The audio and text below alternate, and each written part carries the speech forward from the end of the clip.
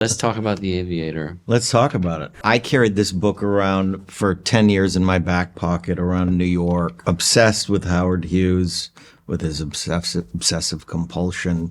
I was fascinated by a man that these kind of people that were thought of as aviators were really astronauts, at that time. They were risking their lives. They would have ticker tape parades for these people when they arrived from around the world, flights that were into the hundreds of thousands waiting for these people. New aviation history is written when his Lockheed monoplane returns swiftly and safely. And he was also one of America's richest men. And then, this then descent into madness and his fascination with microscopic germs as he had repeated head trauma from all these crashes and was undiagnosed with obsessive compulsive disorder. So I had this book and I pitched it around. Finally, Michael Mann did a script with John Logan, which was fantastic. And Michael and I almost did it, but he had just finished doing Muhammad Ali and was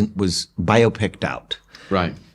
So I brought it to a couple other directors and finally sent it to Marty, and he opened it up. He told me I didn't know anything about boxing, and I opened up and read Raging Bull, and I didn't know anything about aviation, and I read Aviator, but I liked that character, and let's do something with it. And that was I think I was 30 years old. That was the first time I kind of was a part of making a film like that happen from my own free will. And it was still to this day, I think, one of the most memorable, magical experiences. We got to recreate all of Hollywood, all of the Man's Chinese, the Spruce Goose in Canada. We recreated these unbelievable sets, the Coconut Grove, and the 3 different film strips that he did from the 1920s to the 30s to the 40s with different Technicolor process that Marty used as the decades changed. Yeah. There was just so much thought and attention to detail put into that film. I'll never forget it. It was a real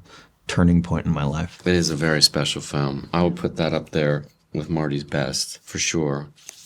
An incredible supporting cast with Cate Blanchett and John Reilly and Alec Baldwin and Alan Alda. God, the list is so long of people in that film, and everybody great.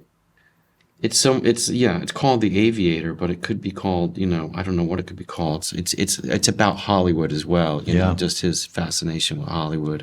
Konbini!